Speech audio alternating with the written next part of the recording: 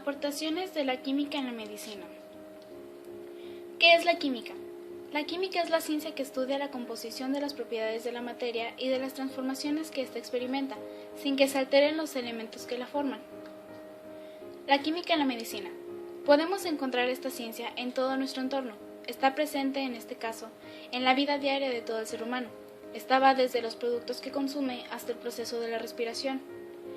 Esta se encuentra presente en los artefactos utilizados por muchos de los científicos y doctores, ya sea una jeringa, un microscopio, incluso un guante, pues estos están hechos por medio de procesos químicos o funcionan gracias a uno de estos.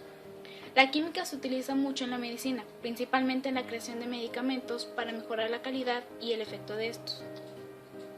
Algunos ejemplos son la penicilina, uno de los medicamentos más importantes y que gracias a la química podemos encontrar este producto en muchas presentaciones diferentes que hacen más fácil su uso.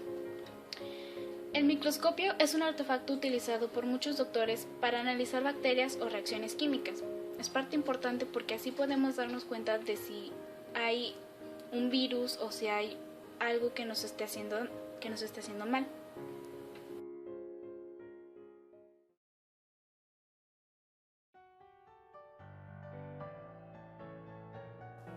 Aplicaciones de la química en los alimentos. En la actualidad, la química es uno de los procesos que más se usan en la producción de alimentos. A través de ella, los alimentos sufren transformaciones que mejoran sus propiedades. Hoy en día, la población consume muchas sustancias químicas que se encuentran en los alimentos, como saborizantes y colorantes artificiales. Generalmente, esto ayuda a que se conserven los alimentos y que tengan un mejor sabor y color, pero también tienen un lado malo. Algunas de estas aplicaciones industriales sobre los alimentos son causantes de enfermedades que hoy padece la moderna sociedad. Alergias, úlceras, trastornos estomacales, gastritis, entre otros, son ejemplos de estos.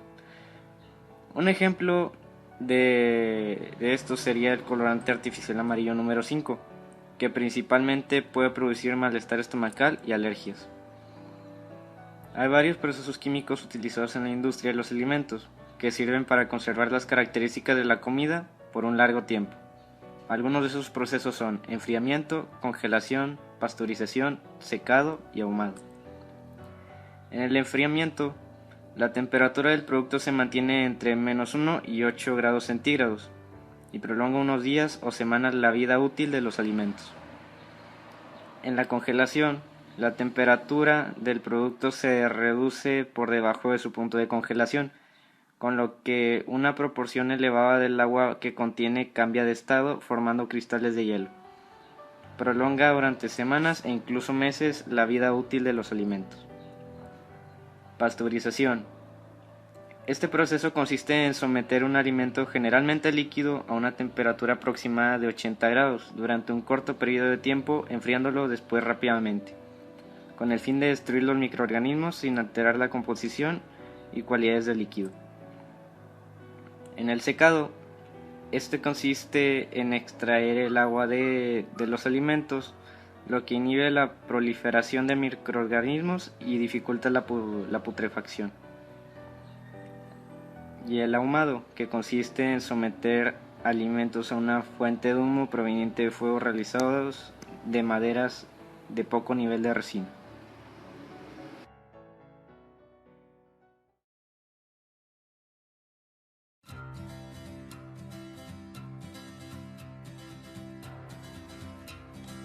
Química en la guerra.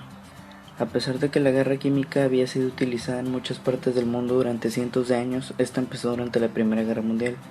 Inicialmente, los métodos de dispersión eran en su mayoría ineficientes y solamente eran utilizadas versiones bien conocidas de los gases comerciales, tales como los compuestos del cloro y el fosgeno.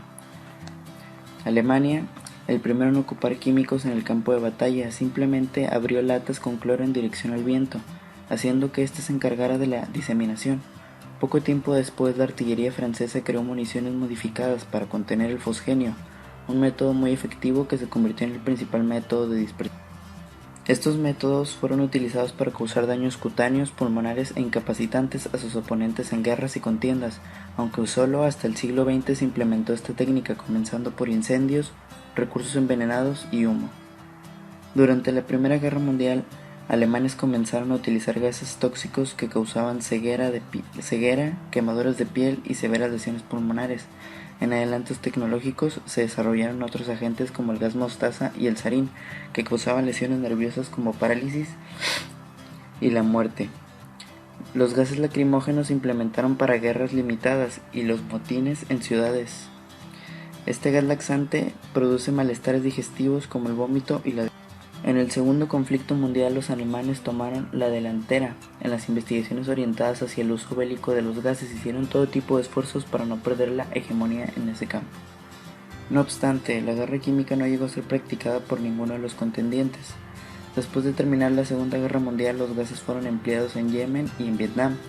Los egipcios los usaron contra los monárquicos yemenistas desde 1963 hasta 1967.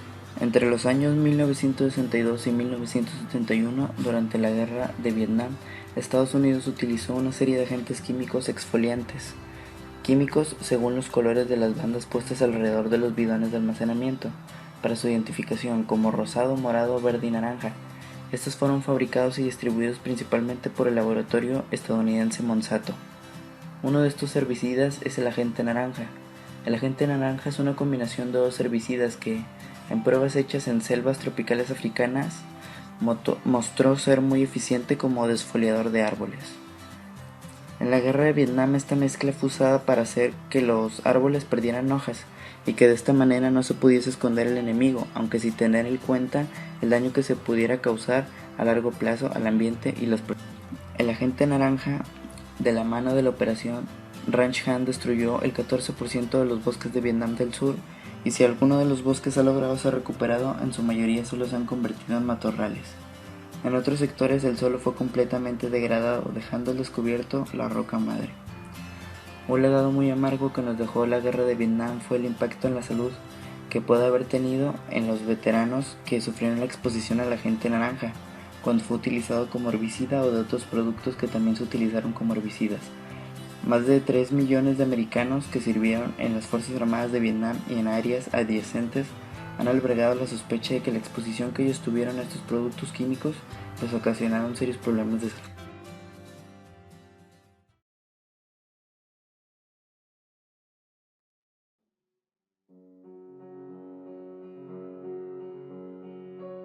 Alternativas de solución al deshielo de los polos. Causas. El deshielo de los polos se debe a la producción de gases de efecto invernadero, como lo es el dióxido de carbono, el gas metano, entre otros gases, los cuales dañan la capa de ozono y provocan aumento de temperatura en los polos. Estos gases principalmente son generados por el transporte, la combustión de fósiles y las actividades industriales. ¿Qué podemos hacer?